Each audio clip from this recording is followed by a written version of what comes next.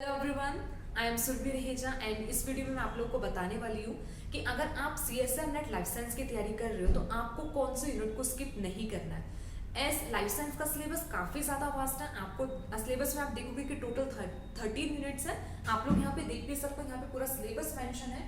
13 units है, but आपको 13 की 13 यूनिट प्रिपेयर नहीं करनी होती है जेआरएफ को क्वालिफाई करने के लिए। सो अभी हम देखेंगे कि इन 13 में से ऐसे कौन से 5 इंपॉर्टेंट यूनिट्स है जो आपको स्किप नहीं करनी है, मतलब आप स्किप कर ही नहीं सकते हो, राइट। और अभी मतलब ये यूनिट्स ऐसे हैं कि आप मतलब अभी भी आपके काम आएगी, मतलब एग्जाम तो क्रैक करवाएगी, बट साथ में आपको पीएचडी में भी वो हेल्प करेगा। तो इसलिए 5 यूनिट्स को अगर आप स्किप करने का सोच रहे हो तो बिल्कुल भी मत सोचना, इन यूनिट्स को तो आपको करना ही करना है। अब जैसे इसमें सबसे पहले यूनिट हम देखते हैं। फर्स्ट हमारे पास यहाँ पर आता है molecules and their interaction relevant to biology. मतलब ये यूनिट हमारी यहाँ पे कौन सी है? फर्स्ट यूनिट यहाँ पर है बायोकेमिस्ट्री। तो फर्स्ट यूनिट तो है बायोकेमिस्ट्री। अब जो बायोकेमिस्ट्री यूनिट है, अब मैक्सिमम स्टूडेंट को इस यूनिट से डर लगता है। वो क्या करता है, सबसे पहले अगर किसी भी यूनिट को स्किप करने का आता है ना, तो सबसे पहले वो सोचते हैं कि बायोकेम ही स्किप हो जाए, बट ये नहीं करना है। आपको बायोकेमिस्ट्री यूनिट को स्किप नहीं करना है, क्योंकि बायोकेमिस्ट्री यूनिट आपका बेस बनाएगा। अगर आपको और भी यूनिट्स को अच्छे से करना है तो बायोकेमिस्ट्री ही एक्चुअल में इंपॉर्टेंट है। यही यूनिट आपको और यूनिट्स को भी समझने में हेल्प करेगा और कंसेप्ट को समझने में हेल्प करेगा। एंड मोर ओवर जब आप पीएचडी में जाओगे तो पीएचडी में भी बायोकेमिस्ट्री यूनिट आने वाली है। अभी तो आप एग्जाम क्रैक करने के लिए बायोकेमिस्ट्री से अपना पीछा छुड़वा लोगे, मतलब आप उसको स्किप कर दोगे, बट कहीं ना कहीं जब आप आगे कहीं जाओगे, किसी भी फील्ड में जाओगे, पीएचडी में भी किसी भी फील्ड में चले जाओ, तो बायोकेमिस्ट्री तो यूज होगी ही।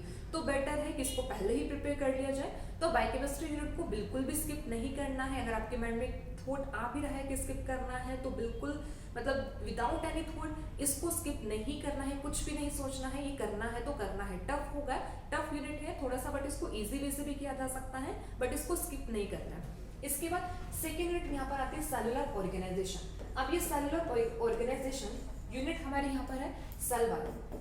अब सेल बायो भी इंपॉर्टेंट है, तो सेकेंड यूनिट यहाँ पर आता है सेल बायो जो प्रिपेयर करनी है।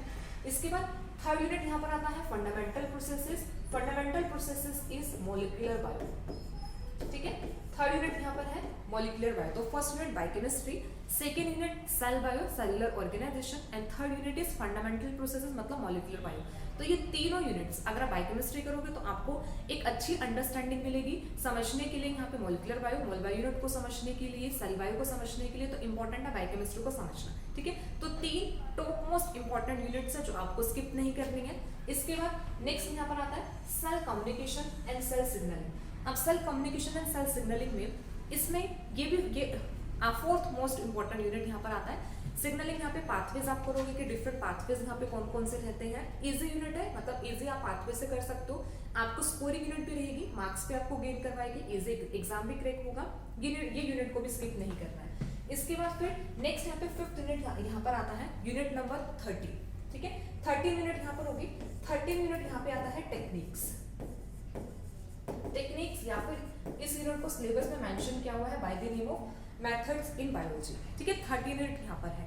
अब इसमें यहाँ पे होंगे सारे टेक्निक्स यहाँ पढ़ेंगे, मॉलिक्यूलर टेक्निक यहाँ पे पढ़ोगे या फिर माइक्रोस्कोप भी डिटेल में यहाँ पर आएगा, तो डिफरेंट टेक्निक्स होगा। तो टेक्निक को समझना इंपॉर्टेंट है फर्दर पीएचडी में जब भी आप जाओगे, रिसर्च में जाओगे, तो टेक्निक को समझना जरूरी है।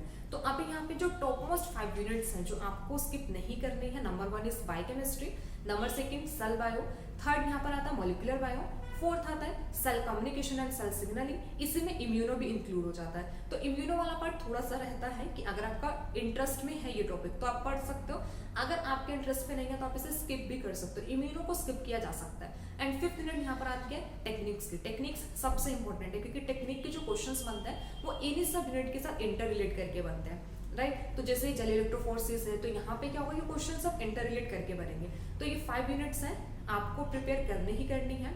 और अगर आपका टारगेट अभी CSM नेट जून 2023 है तो उसमें भी अभी सिर्फ अप्रोक्स 40 to 50 डेज अभी अराउंड बचे हैं, तब उसके लिए भी जो भी आपको रिवाइज करनी है, जो यूनिट्स आपको सबसे ज्यादा मतलब रिवीजन करते रहना है, ये 5 यूनिट्स ही हैं। 5 यूनिट्स को रिवाइज करोगे तो आपके कंसेप्ट क्लैरिटी मिलेगी और आपको जेआरएफ क्वालिफाई करने में हेल्प करेगा। ये 5 एक कोर यूनिट है, मतलब ये बेस बनाती है।